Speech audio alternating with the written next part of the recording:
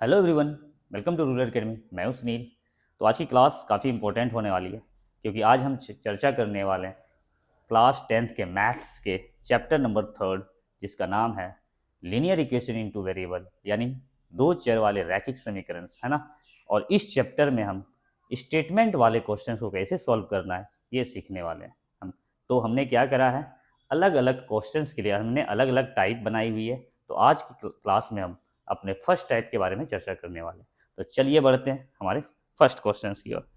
हमारी पहली क्वेश्चंस जो है वो कह रही है 5 नारंगी और 3 सेब की कीमत 35 रुपये है और 2 नारंगी और 4 सेब की कीमत 28 रुपये है। तो एक नारंगी और एक सेब की कीमत ज्ञात करें। अगर मैं कहूँ आपको 5 नारंगी और 3 सेब की कीमत 35 रुपये है, तो क्या आप कभी बता पाओगे एक नारंगी की कीमत क्या रही होगी? हम कभी नहीं बता पाएंगे भाई इन चीज़ों के बारे में। कभी नहीं बता पाएंगे एक सेब की कीमत क्या रही होगी, एक नारंगी की कीमत क्या रही होगी। तो इस टाइप के क्वेश्चंस को सॉल्व करने के लिए, है ना, हमें क्या चीज़ की ज़रूरत पड़ती है? हमें चर की ज़रूरत पड़ती है। और हमारे चैप्टर का नाम भी है दो चर वाले रैखिक समीकरण। तो हमने दो दो चर को लेके चलनी है भाई, है ना। तो चलिए हम क्वेश्चंस की ओर बढ़ते हैं। तो कह रही है क्वेश्चंस 5 नारंगी और 3 सेब की कीमत 35 रुपये। तो सबसे पहले तो हम एक नारंगी का दाम एज्यूम कर लेते हैं, मान के चलते हैं। तो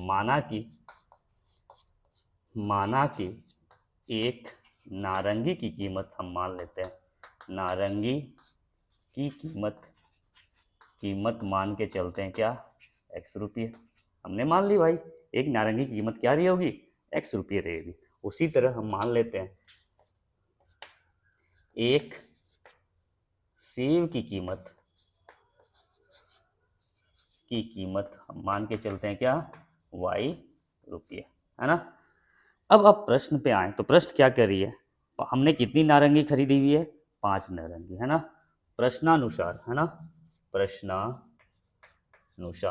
के अनुसार कहने का मतलब, है ना। तो प्रश्न के अनुसार क्या कह रही है प्रश्न, 5 नारंगी और 3 सेब खरीदी गई है। तो एक नारंगी की कीमत x रुपये है, तो 5 नारंगी की कीमत क्या हो जाएगी, 5x रुपीज़ वाई हो जाएगी, है ना। और हमने 3 सेब खरीदी है, तो एक सेब की कीमत है y रुपये, तो 3 सेब की कीमत क्या हो जाएगी, 3y रुपये।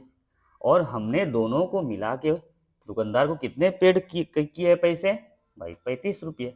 हमारी समीकरण 1 तैयार हो गई, है ना।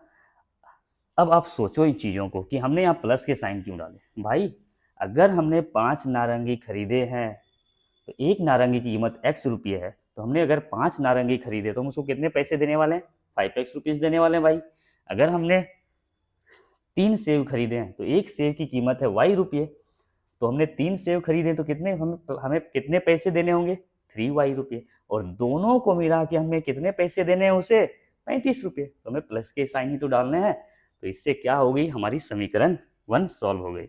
आगे कह रही है 2 नारंगी और 4 सेब की कीमत, है ना, कितनी है भाई, 28 रुपया है। तो एक नारंगी की कीमत x रुपया है, तो 2 नारंगी की कीमत क्या हो जाएगी, 2x रुपीज़ हो जाएगी भाई। और 4 सेब खरीदी गई है, तो एक सेब की कीमत है y रुपये, तो 4 सेब की कीमत क्या हो जाएगी, 4y रुपये। और दोनों को मिला के हमने उसे कितने पैसे दिए हैं भाई, 28 रुपीज़ दिए है। तो ये हो गई समीकरण 2 हमारी तैयार। अब हमें इन दोनों समीकरण को सॉल्व करना है ना। तो आप जानते हो समीकरण सॉल्व करने के लिए हमारे पास 3 मेथड्स हैं, 3 तरीके हैं। पहले तरीके का नाम क्या है भाई, प्रतिस्थापन, है ना, जिसे आप सब्स्टिट्यूशन मेथड कहते हैं। दूसरे तरीके का नाम क्या है भाई, आप कहते हो विलोपन, है ना, एलिमिनेशन मेथड। तीसरे का क्या है, ब्रजगुणन, है ना। तो आपको जो भी आपको सिंपल लगे, जो भी तरीके आपको आसान लगे, आप उसी तरीके से निकलने की कोशिश करो, उसी तरीके से चीज़ों को सॉल्व करने की कोशिश करो। तो हमें तो भाई विलोपन पसंद है, तो हम विलोपन से चलते हैं। तो विलोपन से सॉल्व करने के लिए हमें क्या करना पड़ेगा, चीज़ों को सेम बनानी पड़ेगी, तभी तो वो घट के कटेंगी। तो हमें सेम बनाना है। तो यहाँ आप देखो तो यहाँ 5 है, यहाँ क्या है, 2 है। तो हम क्या ऐसा करें कि ये दोनों इक्वल हो जाए, ये दोनों सेम हो जाए भाई, सेम हो जाए। तो हमें क्या करना पड़ेगा, यहाँ 2 से गुना करने पड़ेंगे और यहाँ 5 से, तभी तो ये दोनों 10 हो जाने वाले हैं। तो हम क्या करते हैं, समीकरण वन में 2 से गुना तथा समीकरण 2 में कितना से भाई, समीकरण 2 में 5 से गुना करने पर हमने गुना कर दी। चलिए, तो समीकरण 1 में हमने 2 से गुना किया तो कितनी हो जाएगी ये 10x प्लस 3 दूनी 6y इक्वल टू 70। यहाँ हमने 5 से गुना करा है, 5 दूनी 10x plus 5 Chowk 20y equal to 28 पंचे कितनी होती है भाई, 8 पंचे 40, 140 ना 140 है ना। ये पॉजिटिव तो यहाँ क्या हो जाएगी नेगेटिव, ये पॉजिटिव तो यहाँ नेगेटिव, ये पॉजिटिव तो क्या हो जाएगी नेगेटिव। अब देखिए प्लस माइनस माइनस घट के क्या हो गई हमारी, 0 हो गई भाई। प्लस माइनस क्या हो जाती है, माइनस घटेगी, कितनी हो जाएगी 14y। 20 बड़ी है, 20 की साइन क्या बन चुकी है अब माइनस, तो माइनस लेगी इक्वल टू पाओगे क्या प्लस माइनस माइनस होती है, चीज़ें घटेंगी। 140 में 70 घटेगी, बचेगी क्या 70। 140 की साइन बड़ी है माइनस है तो माइनस लेगी, ये माइनस कैंसिल आउट और y की वैल्यू हमें क्या मिल जाएगी 70/40। एक कट के कितनी आ जाएगी 5 आ जाएगी। तो y की जो वैल्यू आई है वो कितनी आई है 5 आई है। y हमने क्या मान के चला है भाई, एक सेव की कीमत, हमें एक सेव की कीमत मिल चुकी है। लेकिन क्या हमें x की वैल्यू मिली है भाई, तो नहीं मिली है। तो हम क्या करेंगे, इस y की वैल्यू को हम किसी भी इक्वेशंस में क्या कर देंगे पुट कर देंगे, है ना। तो y का मान समीकरण कहाँ रख दो आप, 1 में ही रख दो। 1 पे रखने पर आप रख दो भाई 1 पर। तो समीकरण 1 क्या कह रही है 5x plus 3y equal to 35 है ना। तो 5x प्लस 3y की वैल्यू क्या है 5 है, तो y की जगह हमने 5 रख दी इक्वल टू 35। तो 5x plus 15 equal to 35। 5x ये प्लस में उधर जाएगी माइनस में चली जाएगी, 35 माइनस 15 हो जाएगी।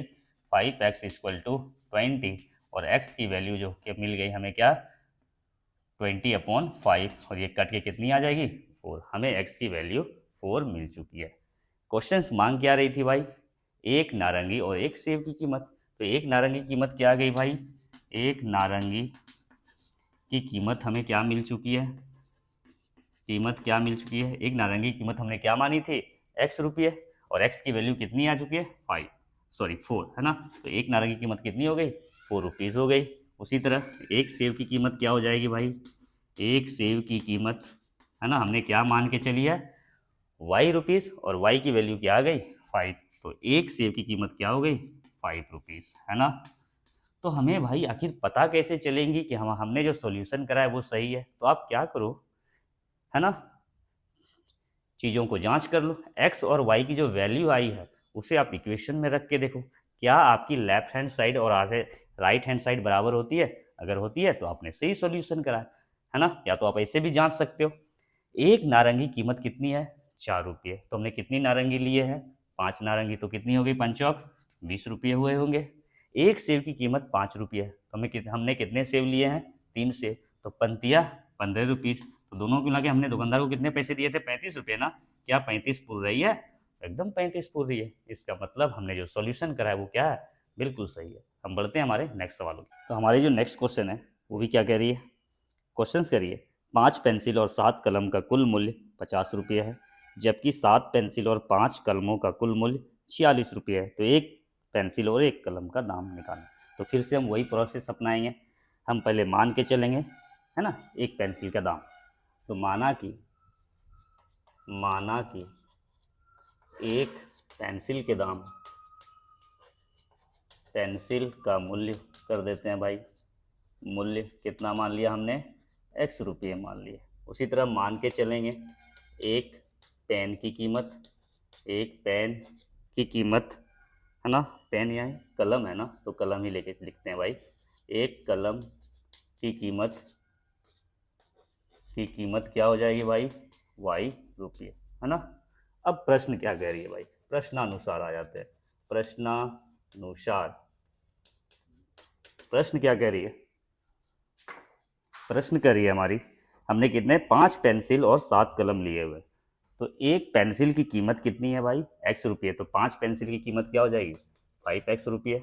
उसी तरह हमने 7 कलम लिए हुए हैं, तो एक कलम की कीमत कितनी है, वाई रुपये, तो 7 कलम की कीमत क्या हो जाएगी भाई, 7 वाई रुपये। और दोनों को मिला के हमने कितने पैसे दिए हैं भाई, 50 रुपीज़ दिए। तो ये क्या बन गई हमारी समीकरण 1। तो उसी तरह नेक्स्ट स्टेटमेंट क्या करिए, जबकि 7 पेंसिल तथा 5 कलम की कीमत कितनी है, 46 रुपये। तो एक पेंसिल की कीमत है x रुपये, तो 7 पेंसिल की कीमत क्या हो जाएगी, 7x रुपीज़, प्लस 5 कलम की कीमत क्या हो जाएगी, 5y रुपीज़। और हमने दोनों को मिला के कितने पैसे दिए हुए हैं, 46 रुपये दिए हुए हैं भाई। ये क्या बन गया, इक्वेशन 2। तो फिर से हम वही प्रोसेस अपनाएंगे, हम चीज़ों को विलोपन विधि से सॉल्व करने की कोशिश करेंगे। तो विलोपन से सॉल्व करने के लिए हमें चीज़ों को कैंसिल आउट करनी होती है किसी एक टर्म्स को, है ना। तो हम क्या करेंगे, इन दोनों को सेम बनाते हैं। तो यहाँ कितने से गुना करने पड़ेंगे हमें, 7 से, और यहाँ कितने से, 5 से। तो समीकरण 1 में 7 से गुना तथा समीकरण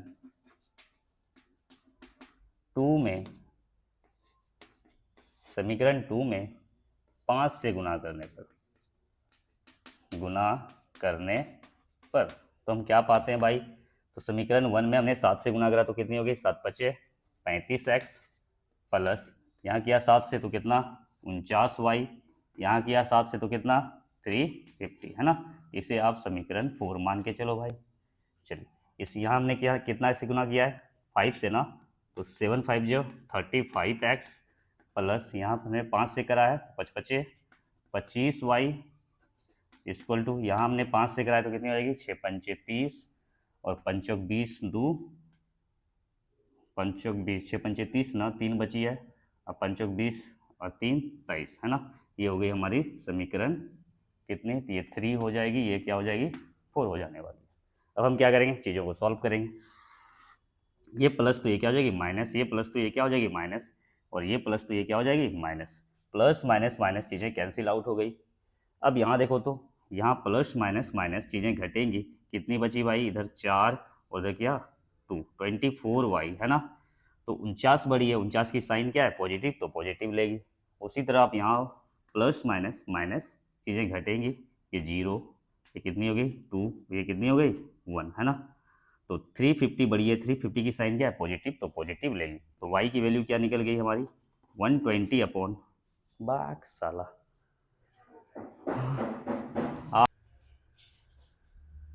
तो y की वैल्यू हमारी क्या निकल गई, y इक्वल टू 120 अपॉन 24, ये कट जाएगी कितनी टाइम्स में, 5 टाइम्स में। तो y की वैल्यू क्या निकल गई 5, है ना। अब हमें क्या करनी है, x की वैल्यू फाइंड आउट करनी है। तो हम क्या करें, y की वैल्यू को किसी भी इक्वेशन में पुट कर दे, चाहे वो 1 में करें, 2 में करें, 3 में करें, 4 में करें, किसी भी जगह आप क्या करो y की वैल्यू को पुट कर सकते हो। तो y का मान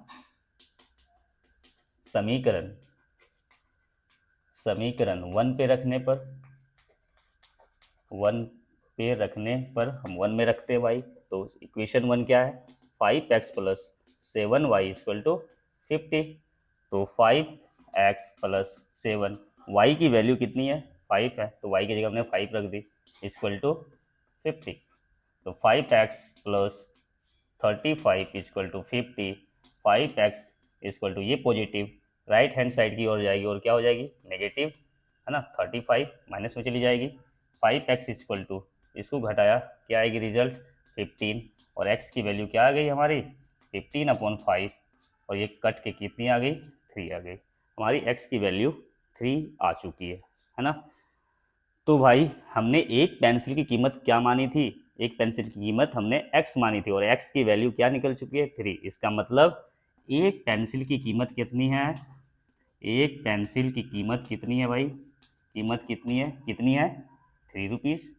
और उसी तरह एक कलम की कीमत क्या हो जाएगी, कलम की कीमत हमने क्या मान रखी है भाई, एक कलम की कीमत हमने y मान रखी है, और y की वैल्यू क्या है 5, तो एक कलम की कीमत क्या निकल गई 5, है ना। और यही क्या थे इसके आंसर्स होने वाले थे। तो भाई आखिर हम कैसे जाने कि हमने जो सॉल्यूशन करा है वो बिल्कुल सही है। तो आप चीज़ों को रख दो, या तो आप इक्वेशन 1 में रख दो x और y की वैल्यू, और देखो कि हमारी लेफ्ट हैंड साइड और राइट हैंड साइड बराबर आ रही है कि नहीं, है ना। ये एक तरीके हो गए। या तो इसको आप ऑरली भी सॉल्व कर सकते हो, है ना। हमने क्या करे है भाई, हमने 5 पेंसिल खरीदी है। एक पेंसिल की कीमत है 3 रुपये, तो 5 पेंसिल की कीमत कितनी हो जाएगी भाई, आपको हो गए 15 रुपये। उसी तरह एक कलम की कीमत है वाई रुपीज़, है ना, सॉरी एक कलम की कीमत है वाई रुपीज़, है ना, और वाई की वैल्यू क्या आई है 5, तो हम बोल सकते हैं एक कलम की कीमत कितनी है 5 रुपीज़।